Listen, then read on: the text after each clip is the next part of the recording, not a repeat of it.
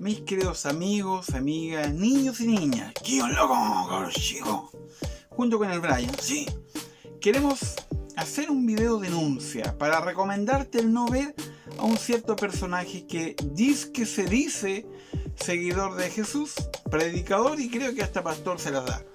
Pero la verdad no es recomendable. Pocas veces a lo mejor nos toca de cierta manera confrontar o atacar a alguien, pero el peligro está en que es una persona joven que mal enseña, me atrevería a decir yo, más que ignorancia, a propósito, mal, ¿ya? ¡Santa Talón!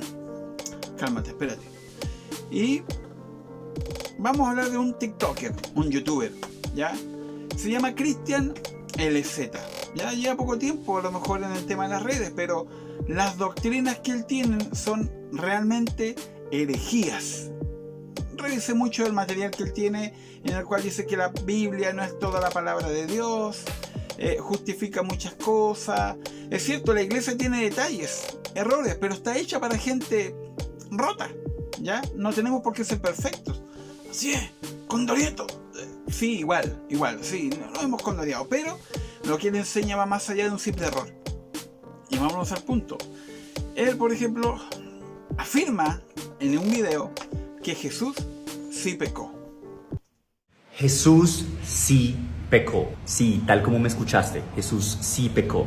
Cometió pecado. Es más, cometía pecados. Y dejo claro, esto no es nada malo, ni por creer esto nos vamos a volver adoradores del diablo. Primero que todo dejemos claro qué es pecado, porque es que nosotros cristianos tenemos la manía de pensar que pecado es únicamente algo que se refiere a tres categorías: al adulterio, a robar y a matar. Pero si queremos tener un entendimiento más amplio de esto, es necesario entender el concepto de pecado desde la cosmovisión hebrea, que era el contexto social y cultural en el que se movía Jesús. La palabra que en nuestras Biblias se tradujo al español como pecado, originalmente en el Antiguo Testamento se refería como jatá. Una traducción mucho más precisa de jatá, al menos en términos lingüísticos, es simplemente error.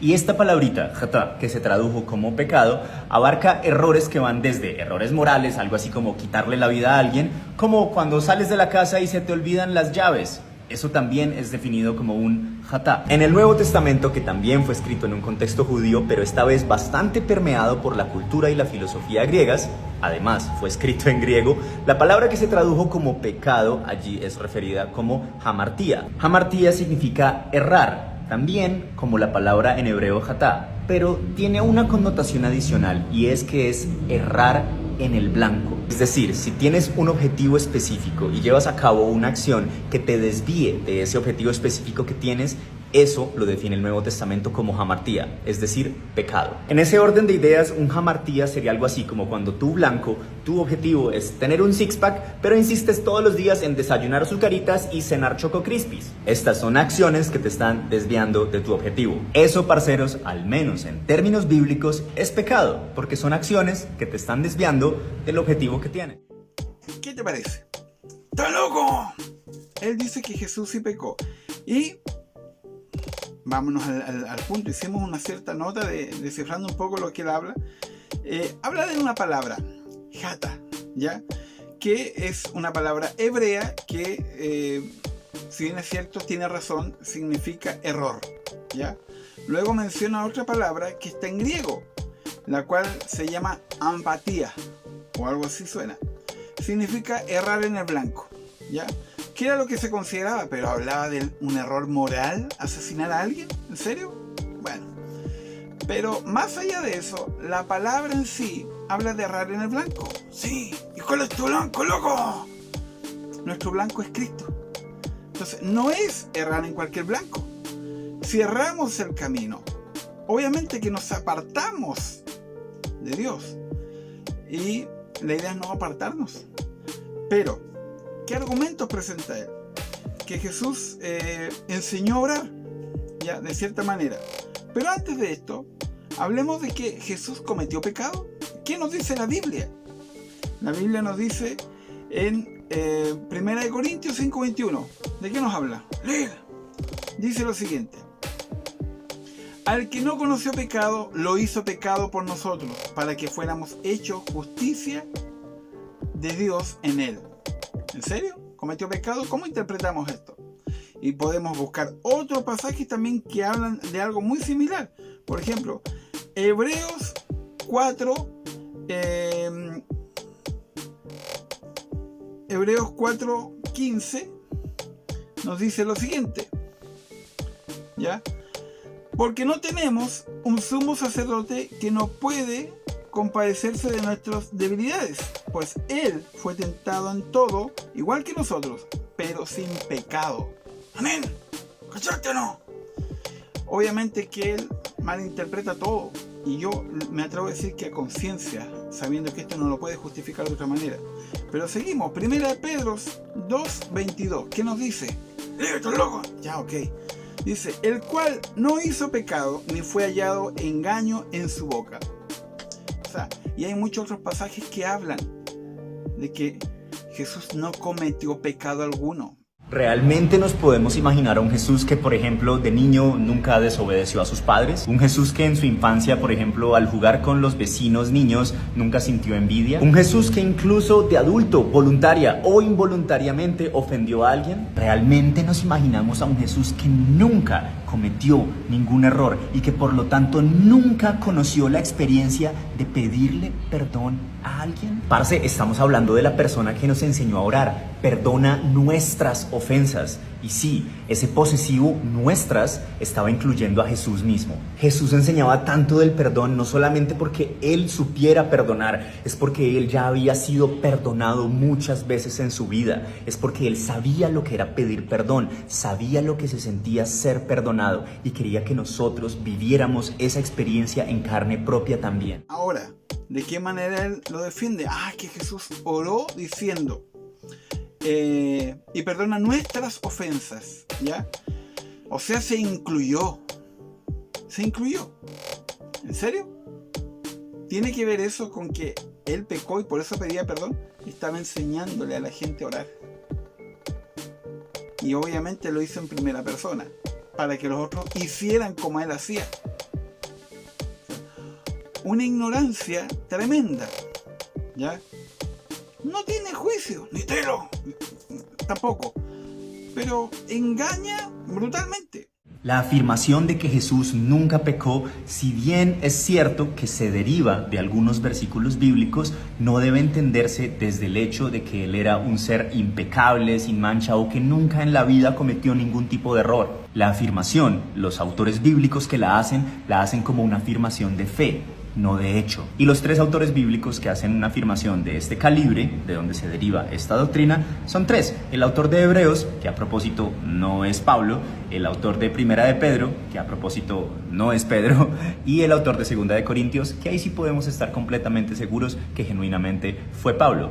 Y también podemos estar completamente seguros que Pablo siempre escribía desde las afirmaciones de fe. Para Pablo era mucho más importante el personaje de Cristo, el divino, que la persona de Jesús, el ser humano. Expresiones entonces como esta, Jesús nunca pecó, deben entenderse como una afirmación de fe, como afirmaciones cristológicas que hacen referencia a la naturaleza divina que le queremos dar al personaje de Jesús. Es una afirmación hermosa, que está conectada a la creencia y que enfatiza una idea. Tal cual como cuando hacemos afirmaciones hermosas del estilo mi mamá es la mejor mamá del mundo o no hay mejor lugar para vivir en la tierra que mi pueblo natal. No son afirmaciones de hecho, son hipérboles, son afirmaciones que están enfatizando una idea y que están conectadas a mis emociones. Sigamos. La afirmación de fe. Él habla de que es una afirmación de fe.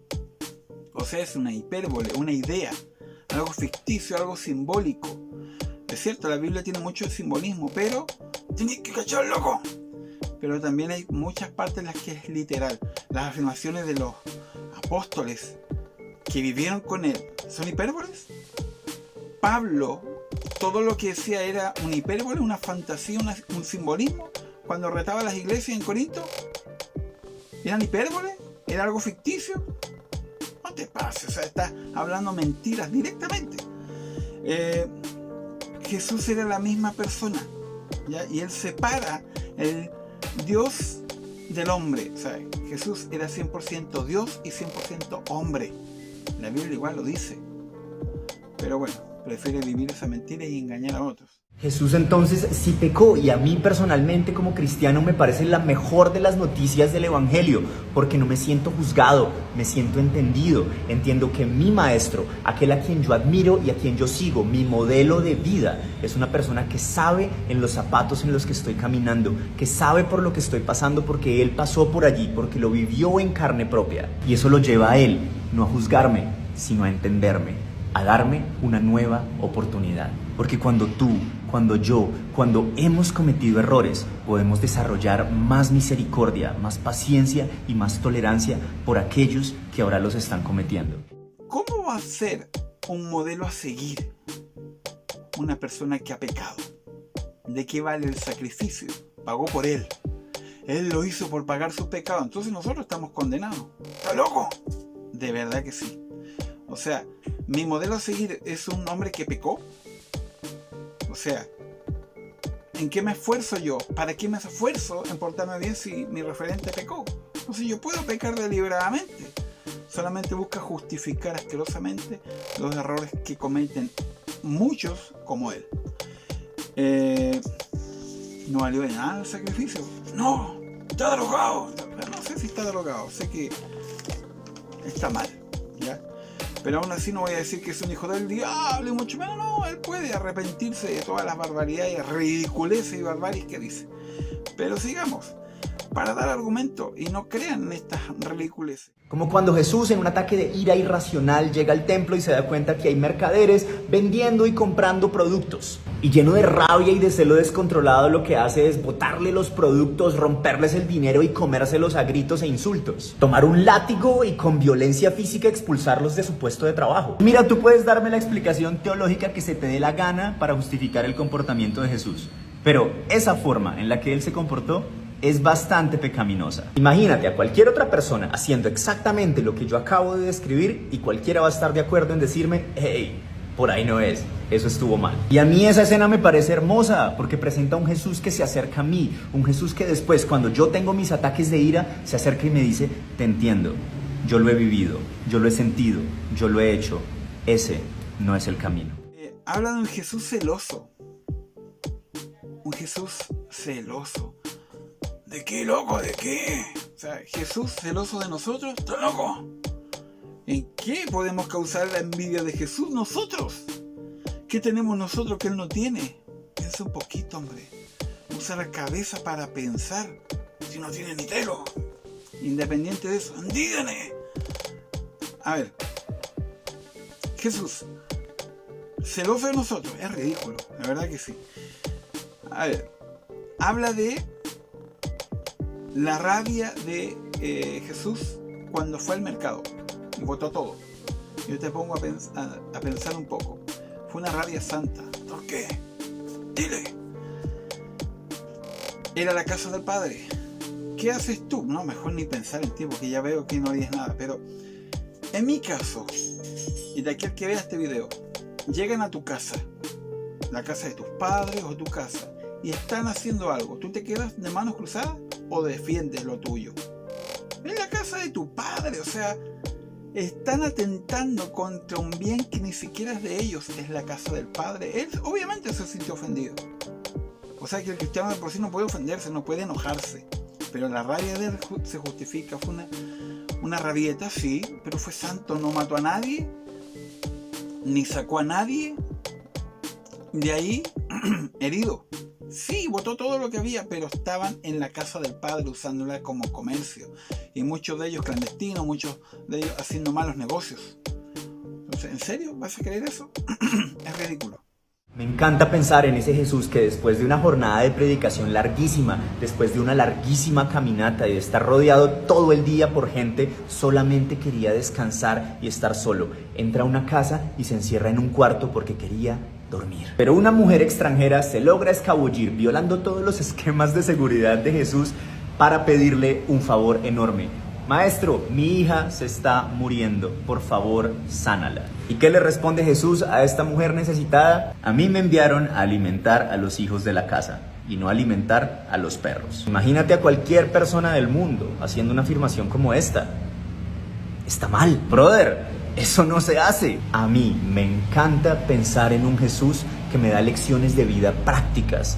Me encanta pensar en ese Jesús que después de su rabieta fue a los comerciantes del templo a pedirles perdón por su mal comportamiento. Jesús enseñaba la humildad, el perdón, porque Él lo había vivido en carne propia. Me encanta pensar en un Jesús que después de decirle a esta pobre mujer lo que le dijo, cayó en cuenta de su error y le pidió perdón. Un Jesús que en las noches, cuando se consagraba a su Padre, oraba: perdona nuestras ofensas, porque Él mismo reconocía que en su vida había ofendido, había pecado.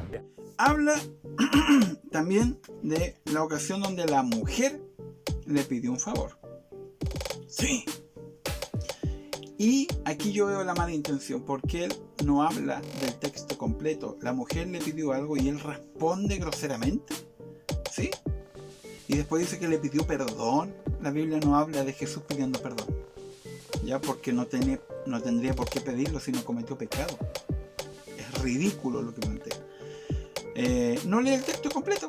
Y el texto completo se encuentra en Mateo 15, del 26 al 28, y lo vamos a leer para dejar al descubierto al caballero poco pelos. Dice el texto completo: respondiendo él dijo: no está bien tomar el pan de los hijos y echarlo a los perrillos. Y ella dijo: sí, señor, pero aún los perrillos comen de las migajas que caen de la mesa de sus amos. Entonces respondiendo Jesús dijo: oh mujer, grande es tu fe, hágase contigo como quieres. Y su hija fue sanada desde aquella hora. Pedía por una hija endemoniada y Jesús le cumplió. Eso es todo. En ningún momento Jesús la ofendió y la dejó así. Y después fue y se arrepintió y pidió perdón. Es una ridiculez inventada. Quizás qué tipo de Biblia tiene él. No lo sé. Y se dice cristiano y predicador. Me imagino cómo predica. Ya para ir concluyendo en estas ridiculeces de este caballero. Nunca pidió perdón. Y es más, Él pagó por todos nuestros pecados. Así también lo dice Primera de Pedro 2:24, que dice lo siguiente: Él mismo en su cuerpo llevó al madero nuestros pecados, para que muramos al pecado y vivamos para la justicia. Por sus heridas ustedes han sido sanados. Pagó por nuestros pecados, no por los del propio. Ridículo. ¿Ya? Un saludo y ojalá vea este video alguna vez y aprenda a descifrar mejor. Es cosa de repasar un poquito la Biblia, pero muchos videos tiene. Así que él, la verdad es que más que nada es considerado un anatema. Difícil que cambie porque uno le diga algo. Muchas veces estas personas creen en su propia locura. ¡Dilo! ¡Liso! No. Bueno, sí, yo lo pensé también, ¿ya? Porque lo que está haciendo es dañar a mucha gente que lo sigue y que le aplauden en sus ridiculeces, ¿ya? Pero es cosa de leer un poquito la Biblia. Que Dios les bendiga y espero vernos en un próximo video donde hay mucho material, penosamente, de siervos o disque siervos que malucen el mensaje para llegar y la gente ignorante les cree. Dios les bendiga y nos veremos pronto en un próximo video que habla acerca de las actitudes desvergonzadas de muchos. ¡Yo te lo! Chao, que Dios les bendiga. Oye, loco, loca, si te gustó este material, dale like, comparte, sé vivo, dale like, me gusta, toda la cuestión, ¿cachai? Para que podamos seguir haciendo material. Dios te bendiga, chaito.